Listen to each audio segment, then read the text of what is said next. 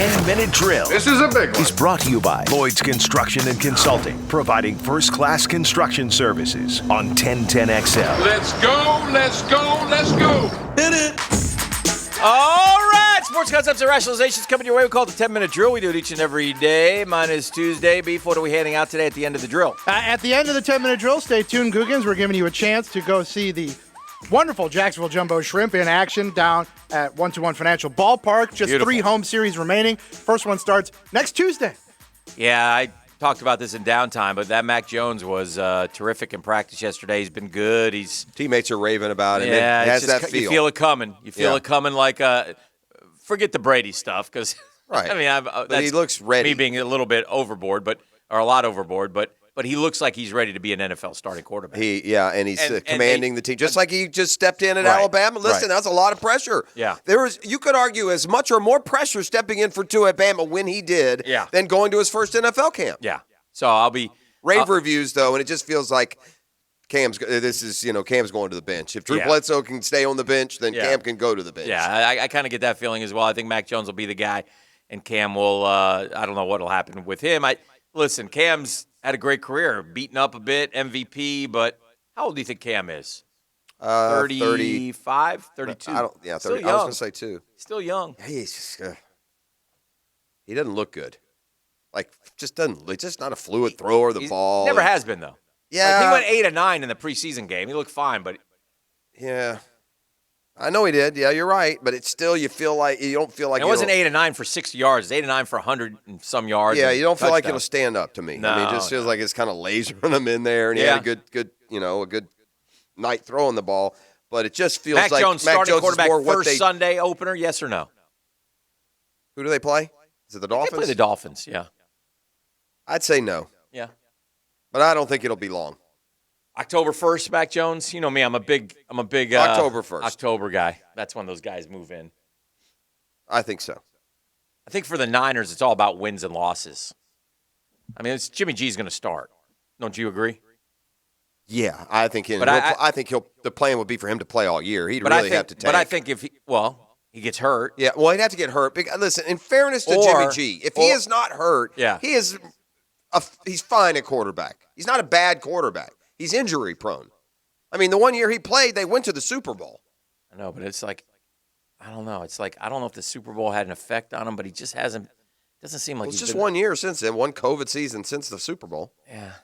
They were just in the Super Bowl. Yeah. Maybe it's just that one pass that sticks in my head. From the bowl? Yeah. That wasn't a good one. I don't know, man. It's interesting. But yeah, his win-loss percentage is tremendous. I guess there's something to be said for that. I guess what I would say, though, is this to you. If San Francisco goes 0-4 to start, I could see him making the move to Lance. Yeah, I don't think they'll go. I think they're a good team. They're in contend mode. So Correct. that's also fair. That's another thing that pushes Trey Lance's chances of playing way down. I feel like he's last of the rookies to play. I would rather play Drew Lock than Teddy Bridgewater. And that's what I'm going to get here in Jacksonville for the home opener. You're going to get Bridgewater. Bridgewater. Right. I would rather play I know Drew what Bridgewater is. Jimmy Garoppolo's best year was the 2019 year, and it was his best year because he stayed healthy. He played 16 games to the point. 2017 only played 6 games. Mm-hmm. 2018 only played 3 games. Mm-hmm. 2019 played the whole season. They went to the Super Bowl. He had 102 rating that year, so a very good year. Very good. And then last year, again, only played 6 games, hurt again. His passer rating career, 98.9. He can manage the team, but he's got to stay healthy. Yeah. And again, the big difference is they play. Their goal is to contend. See, Jimmy G to me is the poster boy for that rating thing being somewhat outdated. That's fine. I don't consider him a top 5 quarterback. Don't get me wrong, but he's good enough and experienced enough that you don't want to take a contending team and turn it over to a rookie. Who's the other guy you keep telling me? It's in my. I can't think. Took a team to a Super Bowl. And I don't like him either. Detroit's guy. Goff, yeah. They're real similar. Yeah, They're real similar guys. I don't think either one's a great quarterback. I agree with that. I think they're good. I don't think they're great. I think that's. I don't think you'd be. Yeah, I don't. I need Trevor to be better than those guys. For sure. Ultimately. For sure. Yeah. Okay. Those guys were part of Super Bowl teams. They weren't the reason they went. Yeah. The great quarterbacks, Manning and Brady and Breeze and Rod, they're going because of them. Get on my back, boys. That's what we want. Right. Get on my back, boys. I'm taking you to the promised land. Correct. Interesting answer. Urban Meyer yesterday, speaking of starting quarterbacks, and in this case, Trevor, he made his announcement yesterday, and then at the very end of the press conference, I thought it was kind of a, chuckly little moment when Urban was asked, hey, Coach, will this be the last quarterback competition Trevor will have to go through? I hope so, and you can capitalize that if you want. Thank you. Underline it, cap it, yeah. I don't think you're going to open the competition back up next training camp. Got to earn it again. Yeah, we all go back to zero. We all go back to zero. I hope so. Nothing is given. We're excited about this 7th-round draft pick we got from Middle Tennessee. He's got a live arm. We're going to give him an opportunity. So would you rather play Drew Lock or Teddy Bridgewater? If I were playing against the other team. To give you the best chance to win. I think I'd rather play Lock, to be honest. Me with too. you. Yeah, so therefore, they did the right thing. They did the right thing. Especially against a team like the Jags. If I'm another team, I might not say that. Right. But Lock will give you the ball now. He'll turn it over. And Teddy Bridgewater will manage this game. He'll manage the game Broncos like he have a good always roster, so when the Broncos play a team that they're better than, they'll probably win. Do you think Teddy Bridgewater's career as a starter is over 500 or under 500? I would say over, but I would also tell you that I don't think he's ever – do you think Teddy Bridgewater's career as a starter includes a 20-touchdown pass season, a 20-touchdown pass Well, he hadn't really played a full season as a starter very much, has he? Yeah. I'm going to say no on that. Yeah, I'm going to say no also on that. Let me see. He's got 15 last year with Carolina as his career high. His record as a starting quarterback, 26-23. Because he had that 5-0 run with New Orleans, though. That I remember. Yeah, he was 6. One of those was against our Jags. Well, here's if I'm not mistaken. Really what it is his second year in the league. Remember, his second year in the league, he went 11-5. He went to the Pro Bowl. He took Minnesota to the playoffs. And then he hurt his knee the next year in the first game. He's had basically 3 full years as a starter, 14, 14, and 15 touchdown passes. Yeah, no, he's a manager. Yeah, no doubt. Doesn't throw a ton of picks, but he completes a high percentage. He takes what's open. He did not have a great year. 70%, but 15 touchdowns, 11 picks. I mean, that's not exactly oozing efficiency. By the way, he had dynamic receivers in Carolina. I know that doesn't, but if you think about it, but if you go look up who the guy, he had Robbie Anderson who had a career year and just got rewarded with a big contract, and he had the Moore kid, right? Yeah, DJ Moore. DJ Moore. Yeah. Fantasy guys, right? No, he's evolving into his good. Yeah, were both those guys terrific last year? I'd rather have them than the Jags receiving unit, if that answers your question. I'm just saying. So just to kind of put it in perspective, not to hate. Yeah, but so Teddy Bridgewater named the starter in Denver, and I think he'll be okay. I think he'll be fine. There's also news of another quarterback back on the field, and that would be Andrew Luck. What do you mean? Andrew Luck is he's coaching his kid. Spent a lot of time over there at Summit High High School in Frisco, Colorado. Oh, is that came in Colorado? out to practice. Nice. Head coach Jimmy Wagner said, "Yeah." Luck said, "Okay, I'll play scout team quarterback." How old is Andrew Luck? Is he even 30 yet? Probably a little older than that, isn't he? He came in, 12? Will Andrew Luck ever play again? That was the question I was leading to. I'd say no. He's got a ton of money. 31. That's that new era, buddy. They don't want to play until they're 100. I got all my cash. I won't get beat up. He just got mentally and physically knocked down. Yeah. And he just trying to play through the injuries, sore all the carry time, a team, hurt all the time. The Wolfman had enough. Yeah. I try to go out there and do the best I can, and Jeff, I just can't do it anymore. I don't know what to say. I play as hard as I can. I get out there. I'm trying to lead the Colts to a championship, and I can't do it. Mentally and physically beat up, I think is what he said. Devastating for the guy that ran that stupid Twitter account. Right. Oh, the captain. Yeah, that was the end of him. Captain Andrew Luck. I'm going to retire. I'm taking my musket. I'm gone. Well, your favorite show is XL Primetime. The Lunch Bunch. Yeah. Oh, yeah, I love that. Yeah, they had Greg Sankey, the SEC commissioner, on with him yesterday. He had some interesting things to say. Okay. First of all, this running narrative that everyone else wants to play and make the SEC the big bad wolf, he said, look, flat out, we didn't reach out to them. They reached out to us. And by the way, I'm not offended by what anyone from these other conferences said. I promise you, basically, if the Oklahoma and Texas had come to the Big Ten and said they want to come there, then they would have taken them. So nobody is begrudging that part of it. Yeah. But then he got into something that's interesting and we talk about a lot. Mm-hmm. And this is more of a talking point now because the one thing with that alliance is you're going to have these ready-built, easy-to-make cross-conference schedules. Mm-hmm. You think of the ACC Big Ten Challenge in basketball. I mean, I expect we're going to see the same types of things from those leagues. You're going to have a ACC Big Ten challenge, have an ACC Pac-12. Is the SEC Big 12 basketball challenge in peril?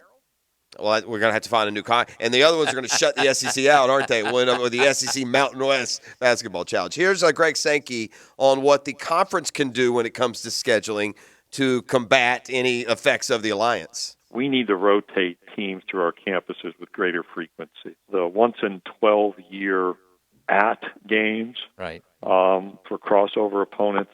Man, when I talk about compelling content within 16 teams, compelling competition, volleyball, basketball, football, baseball, the more we can move our teams through our campuses, both traveling to and receiving those visiting teams, that's the focus.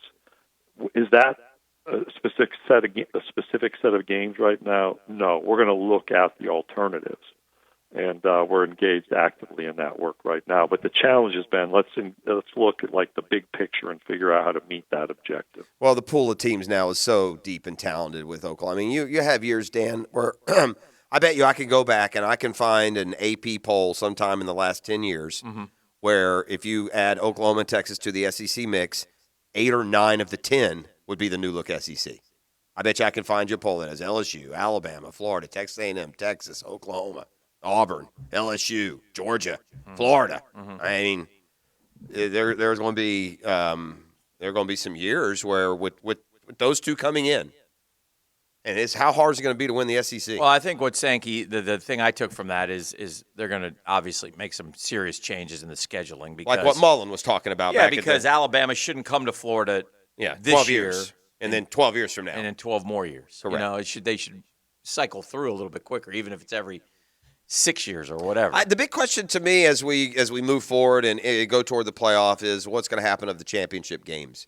Do you still need to play those? Will you still play those when you have a 12-team playoff coming up? That's a great question. Right, you need them now. So many teams need that game now to give them that sources extra of boost. revenue. So money talks. So I suspect they'll try to find them and fit them in there. But maybe there's. Let me ask you this. I don't know. I don't know. Is there maybe you honor? I don't know how you do it. I was going to say maybe the regular. The bottom line is though, if Alabama goes 13-0 and loses in the SEC championship game to Texas, they're going anyway. Yeah. So. To that end, is it really accomplishing much? It depends what direction you go. Like you could decide, okay, we're going to play a heavier SEC schedule and determine the champion that way versus having the conference championship game. But there is much. We've been to the SEC championship game. It is a lot of pomp and circumstance. It's a big fun deal. too. Yeah, it's a fun weekend. Yeah. Let me ask like you this: all our friends always go to these games and. It's Atlanta. You go up there. I mean, it's a big deal. Would it help? Would this work if you took once you get to the 4-pod, where we're headed? 4-pod. Would it help if you adopted more of an NFL schedule and instead of scheduling your conference games 4 years out or whatever, these yearly? Do it yearly Try to and match them up. Correspond. If you're fourth in this pod, you're going to play the fourth place team in that pod. Yeah. If you were first that way, you're guaranteed that Oklahoma's going to meet the other pod winners. Yes and no. I mean, it's because college football is different because you know what? We finished poorly, but we got a lot of guys back, or we were good, but we lost everybody. But you know what? And that's true. But you're going to play teams anyway. It's still a tough schedule. So you play Texas A&M instead of Oklahoma. I mean, the point being, if you were first last year, then next year, you play those other first place teams. The second play the seconds, and then you play your pod. I'm assuming that A&M is now expecting to play Texas again every year. Like that's in the offing. Yeah, I would think so. Well, and if you're in the pod, you will. Yeah, they'll put them in the pod. The pod. Texas A&M. The pod has not been ratified. But Texas, it just smells like the old Southwest Conference, though. It smells like it'll be Texas A&M, Oklahoma, and Arkansas. That would make sense, right? Where does poor Mizzou get? Mizzou, what do they do? You put them in with Tennessee, Kentucky, and I think we got Tennessee. Do we? I don't know what we got. I haven't looked at that stupid thing. No, it's stupid. Well, I mean, you're going to play all the teams. So what? You want to put it in a pod, a division? What's the difference? What does winning your pod do, by the way? How do you even pod doesn't matter. Right. How do you even determine who goes to the championship game? No one knows.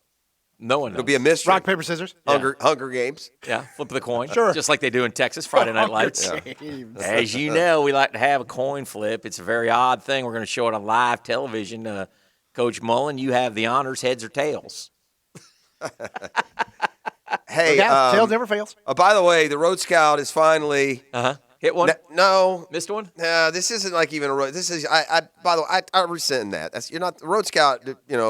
I'm retired to me as a Road refers to Scout. being out in college football workouts. Yeah, I'm not So a this Road is a Scout different anymore. sport. Yeah. But you've had a keen eye. Oh, yeah, towards my guy. Some up and coming talents through the years. dropped him down a little this bit. Guy's come. Yeah, this guy's come Yeah. back to it. He's No, not he been has. who you told us he was going to be. No, and I had Imani him, Bates. Yeah, I had him. Well, he reclassified. I know, but just saying, he looked like he was going to be the LeBron. The who was the one? Yeah, he looked like that, and he's not even the top guy in his class. He's number 3. Right, which ain't bad. I mean, he's a correct. heck of a player. Right, and the big Chet Holmgren guy. Have you heard that name? He's Yeah. the one going to Gonzaga, the big And he 7-footer. may end up being a KD, Imani Bates, because he's a tall, Sure. lanky Well, kid who and can shoot. The story isn't you missed on that. He's the Yeah. number 3 prospect. The story is what Penny Hardaway's doing at Memphis. Yeah. So Penny Hardaway already has the number 2 prospect in.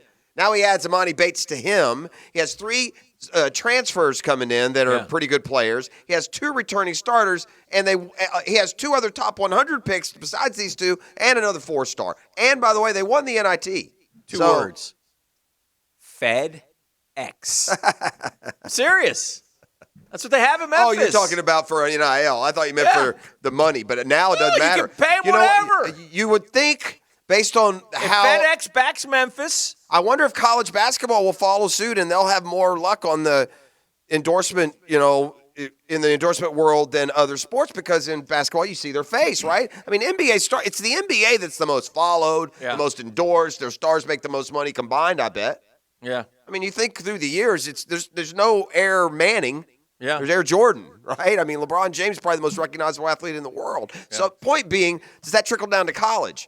If you're a one-and-doner, do you not just go ahead and jump the shark and sign the kid to a $55 million deal? Because you're going to carry that into the NBA, you know what I mean? Yeah. That's what I would be pursuing and considering. But if you're a can't-miss, prospect, and you went into the NBA and they were going to give you a deal, they may as well invest in you now. Hey, good for Penny. By the way, I did see Nick Saban address the one concern I had, and that's the quote, equality in the locker room. Oh, he You did? can tell is going to be an issue.